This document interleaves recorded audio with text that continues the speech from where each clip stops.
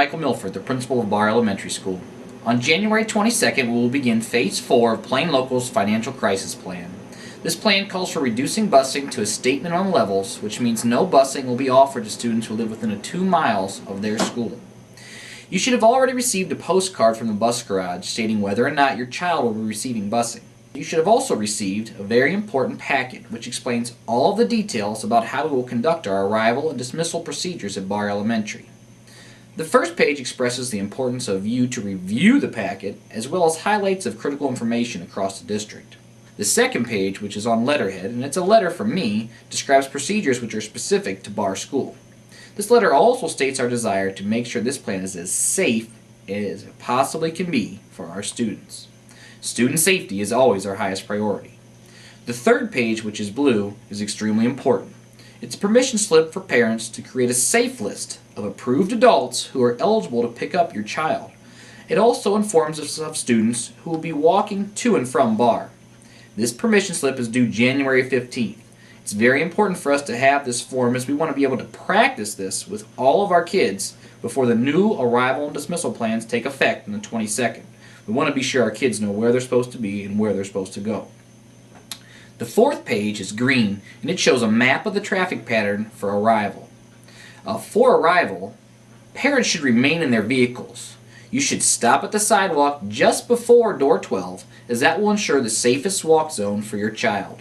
There will no longer be an entry to the school at door 12 during arrival time.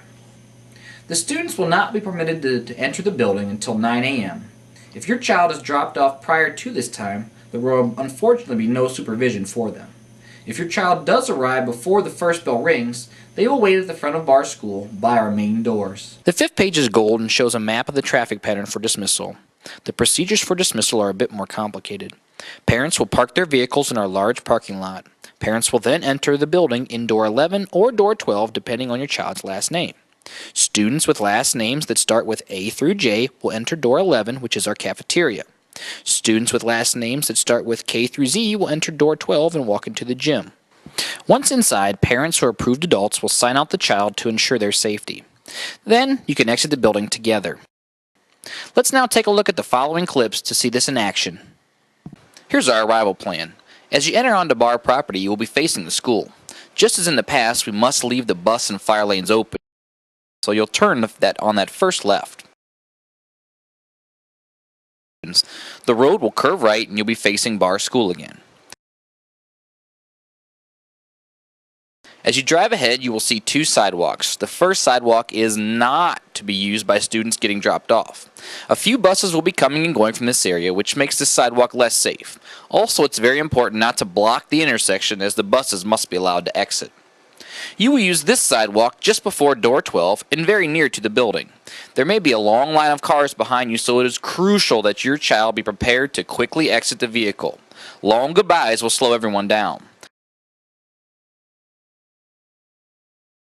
Once your child is safely out of the car, you will drive ahead, turn left into the parking lot to circle through it, then exit to your right and back out onto the roads.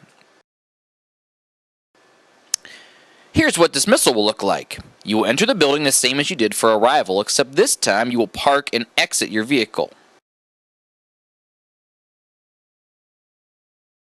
Now you will enter either door 11 or door 12.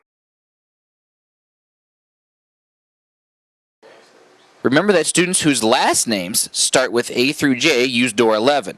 Students whose last names start with K through Z use door 12.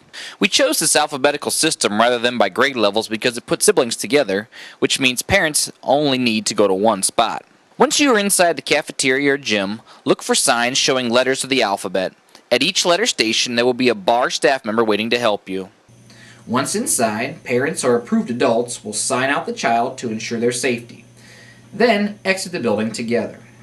On another note, no students will be dismissed after 3:10 p.m.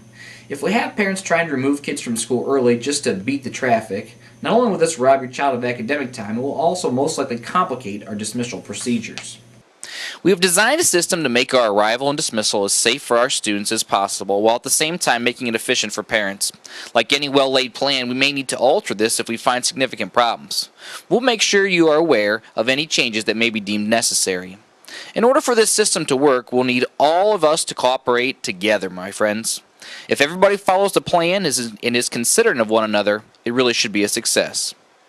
Nobody wants to be doing this, but unfortunately our community has rejected 6 previous levy campaigns.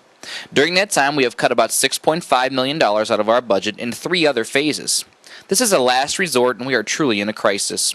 If you'd like to help do something about this, we'll be holding an important meeting on Thursday, January 17th at 7 p.m. at Glen Oak High School in the theater. We want as many people as possible to come and show their support for the upcoming levy.